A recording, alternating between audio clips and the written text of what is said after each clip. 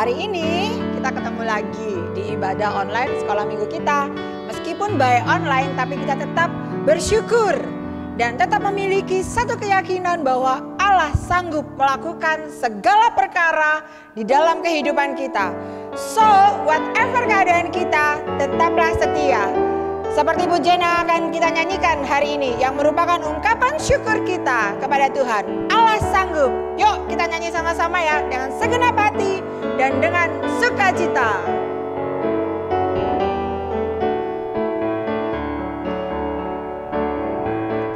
Allah sanggup melakukan segala perkara dulu, sekarang dan selamanya. Kuasanya tidak berubah. Allah sanggup melakukan segala perkara dulu, sekarang dan selamanya. Kuasanya tak berubah. Apa yang tak pernah dilihat mata, yang tak pernah didengar telinga, yang tak pernah timbul di dalam hati, semua disediakan bagi yang mengasihi Dia. Allah sanggup melakukan segala perkara dulu, sekarang dan selamanya. Kuasanya tidak berubah. Allah sanggup melakukan segala perkara dulu, sekarang dan selamanya. Kuasanya tak berubah. Dulu, sekarang dan selamanya. Kuasanya tak berubah. Dulu, sekarang dan selamanya. Kuasanya tak berubah. Nah, sekarang kita sama-sama berdoa ya. Kita naikkan ucapan syukur kita kepada Tuhan. Yuk kita berdoa. Tuhan, mengucap syukur untuk hari ini. Meskipun lewat online ya Tuhan, Tuhan memberikan kami kesempatan untuk kami boleh bersama-sama beribadah. Terima kasih ya Tuhan. Tolonglah kami ya Tuhan dalam beribadah. Berikan setiap kami hati yang fokus akan Tuhan. Di dalam nama Tuhan Yesus kami berdoa. Amin. Nah, masih semangat ya? Kita masih mau memuji Tuhan. Tentu masih ya. Jangan pernah bosan untuk memuji Tuhan ya adik-adik ya. Karena Tuhanlah yang akan membawa kita berjalan dari glory ke glory. Yuk kita sama-sama naikkan satu pujian. Open the eyes of my heart, Lord.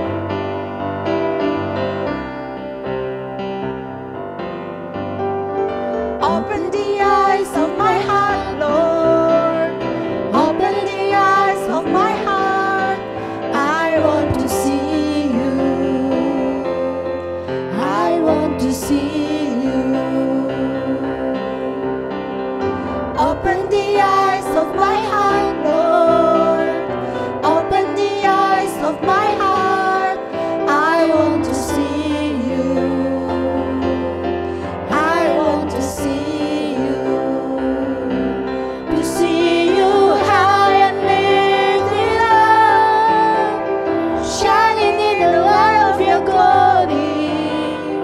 Pour out your power and love as we sing. Holy, holy, holy. Holy, holy, holy. Open the eyes. Open the eyes of my heart, Lord. Open the eyes of my heart. I want to see you. I want to see you. Nah, kita sudah memuji Tuhan. Nah, sebentar lagi kita akan mendengarkan firman Tuhan. Tapi sebelum kita mendengarkan firman Tuhan, Lalu saya ajak kita semua untuk ambil sikap berdoa ya. Yuk kita berdoa. Tuhan, bersyukur untuk hari ini. Untuk pujian yang boleh kami naikkan. Sebentar lagi ya Tuhan, kami akan mendengarkan firman-Mu. Berikan setiap kami hati seorang murid yang mau mendengar firman Tuhan dan mau taat, mau melakukan dalam kehidupan kami sehari-hari. Berkati setiap kami, berkati lause-lause kami. Di dalam nama Tuhan Yesus kami berdoa, kami mengucap syukur. Amin. Nah guys, kita masih di dalam seri The Secret. Sebuah seri pembahasan Injil Markus yang membukakan rahasia tentang siapa Yesus sebenarnya. Kalian pasti masih ingat perjalanan kita selama 6 minggu ini. Kita sudah pergi ke 5 tempat. Nah hari ini, di hari yang terakhir, kita akan pergi ke tempat yang ke-6. Kita akan melihat rahasia apa yang dibukakan Markus untuk para pembacanya, termasuk Lose dan juga adik-adik semuanya. Nah, coba sekarang Lose ajak kalian semua untuk mengingat-ingat sebentar. Pertama, minggu yang pertama kita sudah pergi ke Sungai Yordan. Di sana ada peristiwa baptisan Yesus. Kita mendengar penyataan Allah yang menyatakan bahwa Yesus adalah anak Allah. Dialah Mesias yang dinubuatkan dan dijanjikan sejak perjanjian lama. Kedua, minggu yang kedua kita pergi kemana? Hayo. Di minggu yang kedua kita pergi ke Galilea. Di sana Yesus membukakan telinga orang-orang yang tuli. Kemudian membukakan lidah orang-orang yang bisu. Dan itu menunjukkan bahwa Yesus memang anak Allah yang berkuasa atas segala sakit penyakit. Wah hebat ya. Kemudian kalau adik-adik ingat minggu yang ketiga kita pergi kemana sih? Minggu yang ketiga kita pergi ke Kapernaum. Yaitu ketika Yesus mengajar di sinagog. Di sana Yesus bertemu orang yang kerasukan roh jahat. Wah roh jahat. Dan roh jahat itu dengan ketakutan mengaku bahwa Yesus adalah anak Allah. Ini sesuatu yang hebat ya adik-adik. Sampai roh jahat itu bisa mengaku bahwa Yesus adalah anak Allah. Tetapi Yesus mengusir roh jahat ini untuk keluar dengan tegas. Melarang roh jahat itu untuk menyebarkan pengakuan mereka. Kemudian minggu yang keempat kita pergi kemana? Minggu yang keempat kita pergi ke Kaisarea. Di sana Yesus bertanya kepada para muridnya, menurut mereka siapakah dia? Dan kita mendengar pengakuan Petrus. Petrus berkata bahwa Yesus adalah anak Allah. Kemudian Yesus melarang mereka untuk menyebarkan berita itu kepada banyak orang. Kemudian minggu kemarin, hayo pasti masih fresh nih. Pasti semua masih ingat. Minggu kemarin kita pergi kemana? Minggu kemarin kita pergi ke sebuah gunung, ke atas gunung yang tinggi sekali bersama Yesus, Petrus, Yohanes, dan Yakobus. Di sana Yesus dimuliakan. Dan Allah kembali berfirman menyuruh para murid-muridnya untuk mendengarkan Yesus. Nah, dari pernyataan ini kita belajar bahwa Yesus adalah Mesias yang diutus Allah untuk menderita dan mati. Yang itu memang tidak sesuai dengan harapan. Dan kemudian Yesus juga menyuruh ketiga murid-muridnya untuk merahasiakan hal ini sampai nanti setelah ia menuntaskan misinya bagi dunia ini. Nah, sekarang di minggu yang terakhir di dalam seri ini kita mau kemana ya? Ada yang tahu kita mau kemana? Pasti pengen tahu ya. Yuk sekarang Lose ajak kita semua untuk membuka Alkitab kita di dalam Injil Markus. Pasal yang ke-15 ayat yang ke-33 sampai ke-39. Lose ulangi ya. Markus pasal yang ke-15 ayat yang ke-33 sampai ayat yang ke-39. Lose akan bacakan buat kalian semua. Markus 15 ayat yang ke-33. Pada jam 12 kegelapan meliputi seluruh daerah itu dan berlangsung sampai jam 3. Dan pada jam 3 berserulah Yesus dengan suara nyaring, Eloi, Eloi, lama sabachthani. Yang berarti, Allahku, Allahku, mengapa engkau meninggalkan aku? Mendengar itu, beberapa orang yang berdiri di situ berkata, lihat, ia memanggil Elia. Maka datanglah seorang dengan bunga karang, mencelupkannya ke dalam anggur asam, lalu mencucukkannya pada sebatang buluh dan memberi Yesus minum, serta berkata, baiklah, kita tunggu dan melihat, apakah Elia datang untuk menurunkan dia. Lalu berserulah Yesus dengan suara nyaring dan menyerahkan nyawanya. Ketika itu tabir bait suci terbelah dua dari atas sampai ke bawah. Waktu kepala pasukan yang berdiri berhadapan dengan dia melihat matinya, demikian berkatalah ia, sungguh orang ini adalah anak Allah. Nah, adik-adik, kalau kita baca bagian ini, semua pasti suka nonton film ya. Bagian ini yang sudah Lose bacakan tadi, itu kayak kalau film action, itu adalah bagian klimaks dari film itu. Bagian yang paling menegangkan, yang paling penting, yang menjelaskan makna dari seluruh rangkaian cerita pada film tersebut. Nah, di sini Markus menulisnya dengan singkat, padat, tapi jelas. Yang menggambarkan apa yang terjadi di sana. Di sana itu di mana ya? Ada yang tahu di mana? Yeps. Di sana itu adalah di Golgota.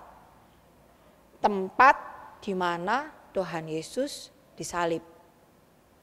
Coba kita lihat rangkaian kejadian yang digambarkan di dalam Injil Markus ini. Kita lihat yang pertama. Kita lihat di ayat yang ke-33.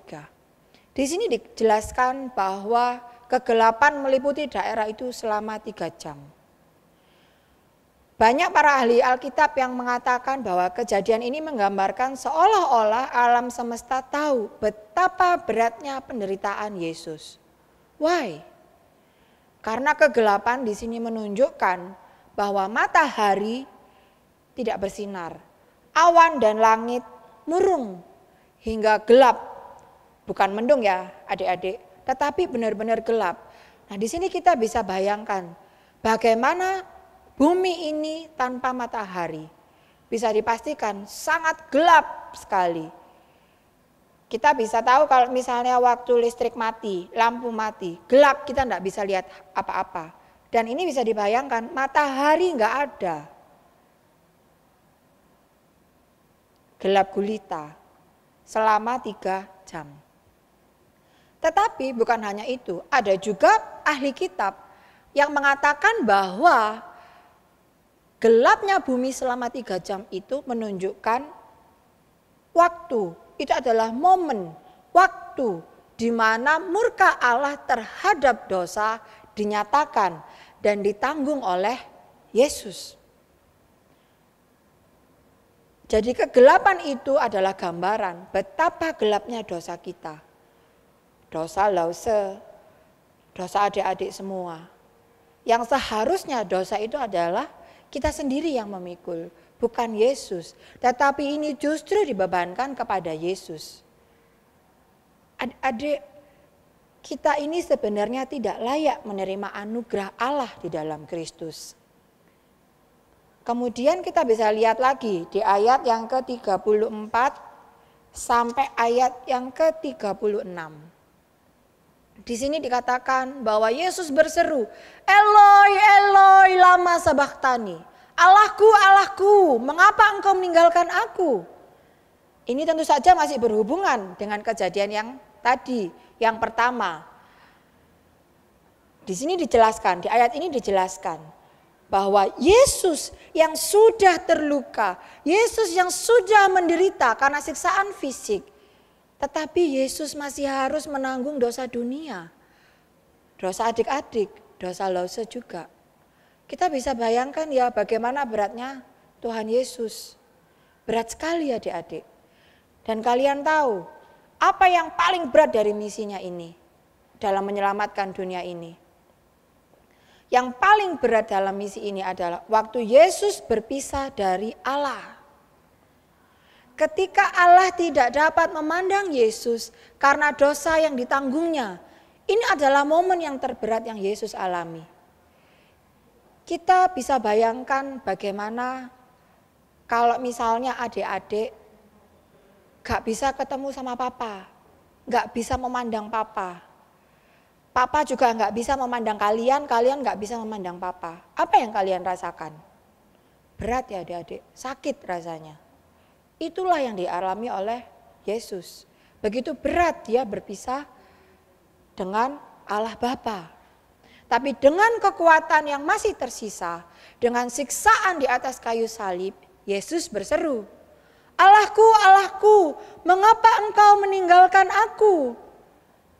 Kemudian dijelaskan lagi di ayat yang ke-37 sampai ke-38. Di sini dikatakan bahwa Yesus menyerahkan nyawanya. Yesus tahu, inilah misi yang harus dia selesaikan. Yesus tahu dia datang ke dunia untuk momen ini, untuk menyelamatkan dunia dengan memberikan nyawanya. Dengan kekuatan terakhir yang bisa ia kumpulkan, ia berteriak lantang dan menyerahkan nyawanya. Di dalam Injil Markus dicatat, ketika Yesus mati, tabir bait suci yang memisahkan ruang kudus dan juga ruang maha kudus terbelah dari atas sampai bawah. Terbelahnya tabir di dalam bait Allah ini menandakan dua hal. Yang pertama, kita bisa datang kepada Allah secara langsung oleh karena Yesus.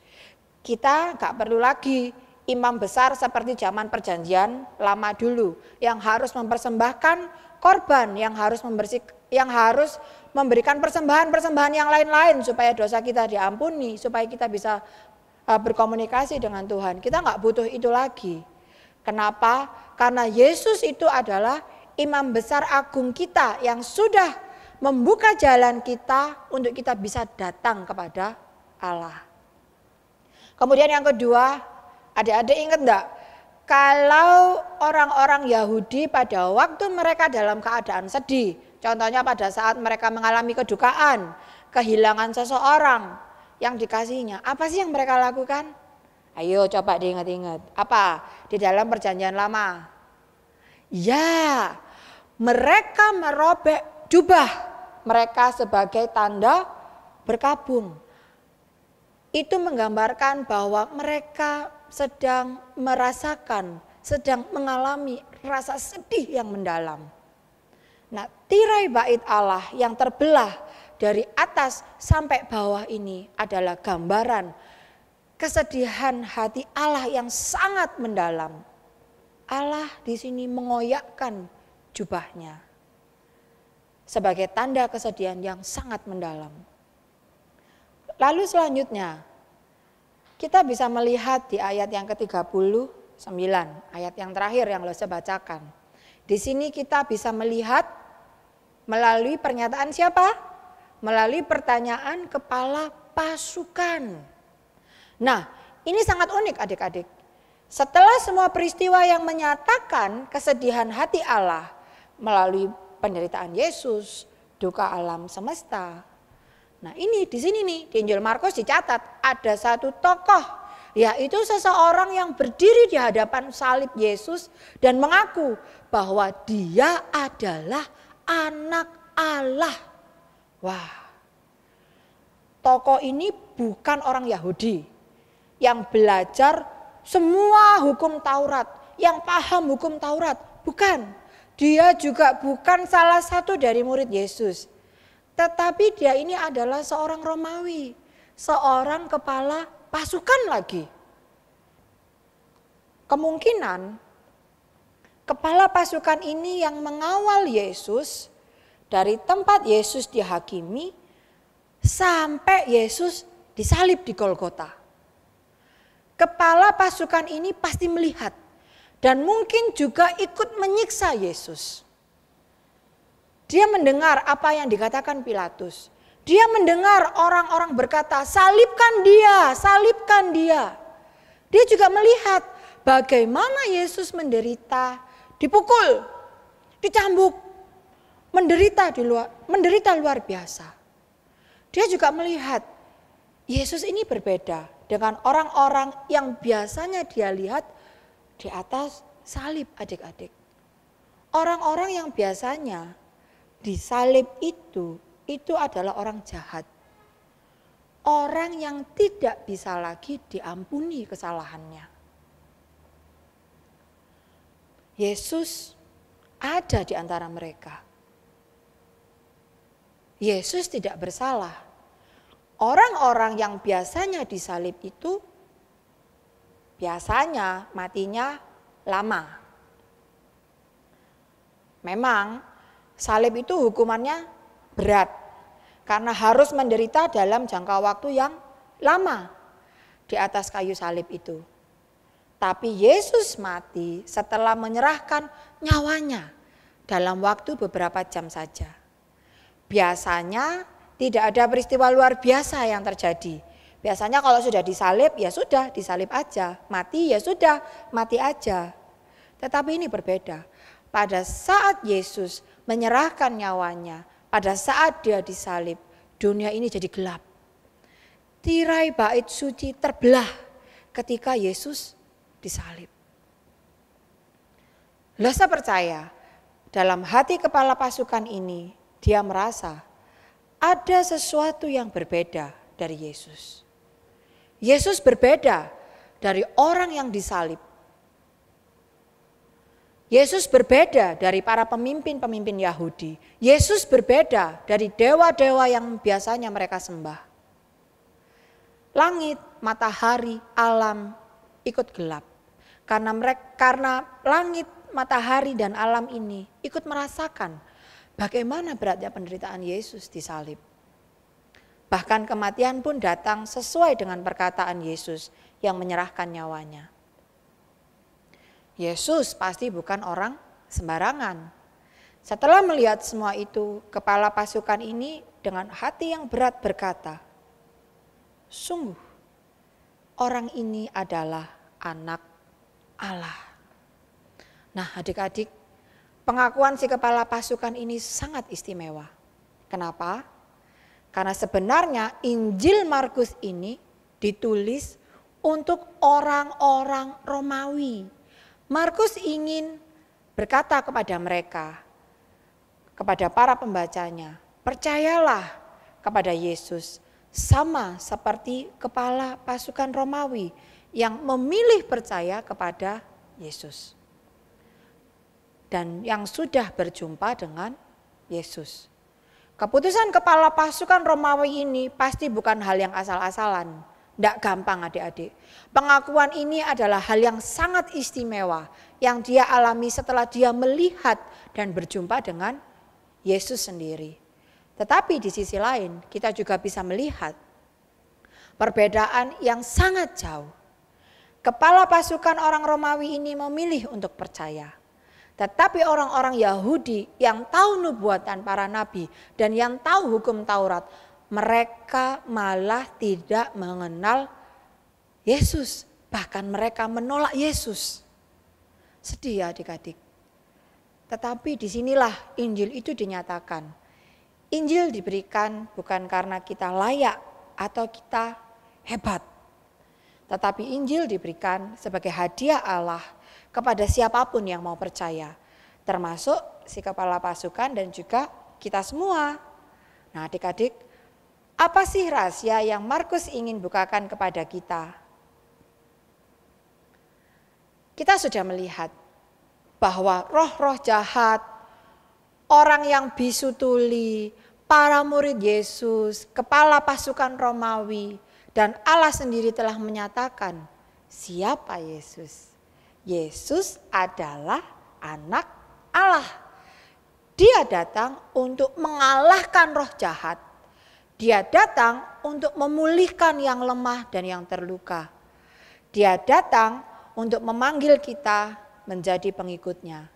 Dia datang untuk hati yang terbuka menerimanya.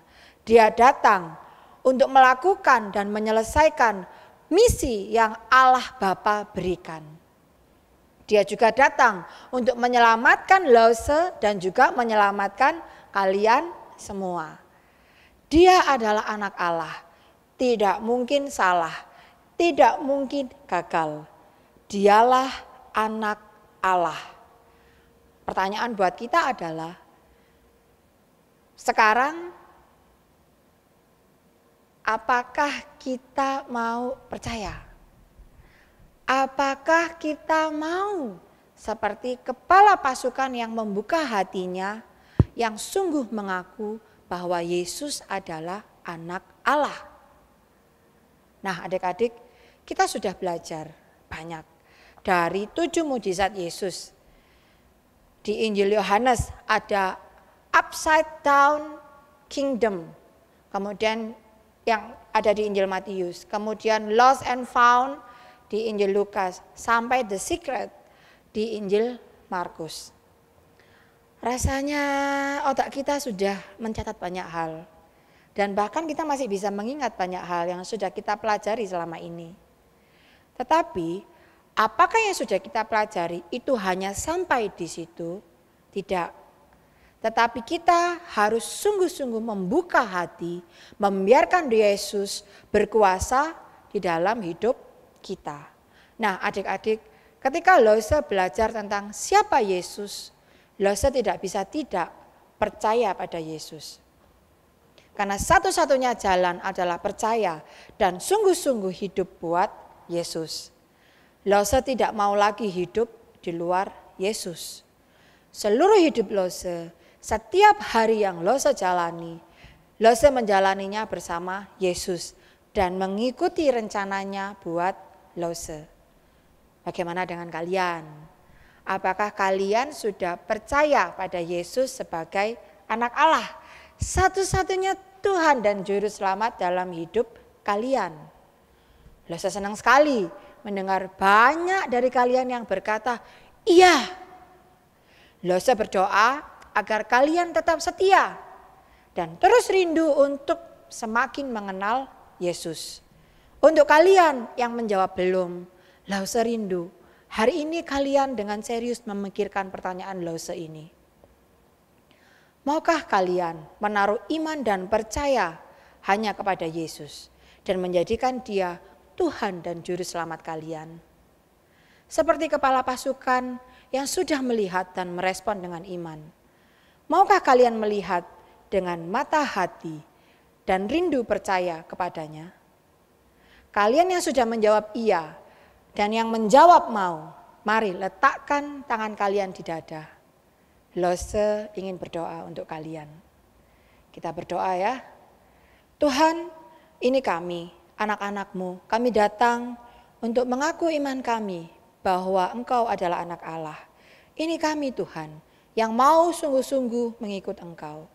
Ini kami Tuhan, datang dengan kerendahan hati kami, untuk kami mau mengaku bahwa Engkau adalah Tuhan dan Juru Selamat kami.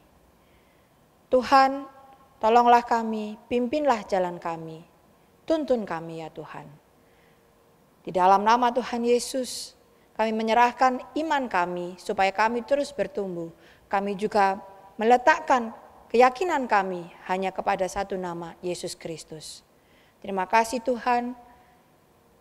Dalam nama Tuhan Yesus kami berdoa. Amin. Nah, adik-adik, mari bersama-sama Lause kita ucapkan pernyataan kepala pasukan ini dengan yang penuh iman ini di dalam AHA kita hari ini. Apa AHA kita hari ini? AHA kita hari ini adalah di dalam Markus 15 ayat yang ke-39b. Markus 15 ayat 39b. Kita hafalin bareng-bareng ya. Markus 15 ayat 39b. Sungguh orang ini adalah anak Allah. Ulangi sekali lagi ya. Markus 15 ayat 39b. Sungguh orang ini adalah anak Allah. Nah, adik-adik, jangan lupa untuk memberikan persembahan buat Tuhan. Dengan mengisi bejana untuk Tuhan. Dengan taat dan juga dengan setia. Persembahan hari ini adalah lambang bahwa kita mau memberi diri setiap hari untuk dipakai Tuhan. Untuk menutup ibadah kita kali ini, Lause mau ajak kalian semua untuk naikkan satu pujian, Open the Eyes of My Heart.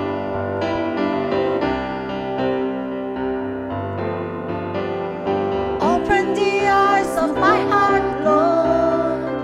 Open the eyes of my heart. I want to see you. I want to see you. Open the eyes. Open the eyes of my heart, Lord.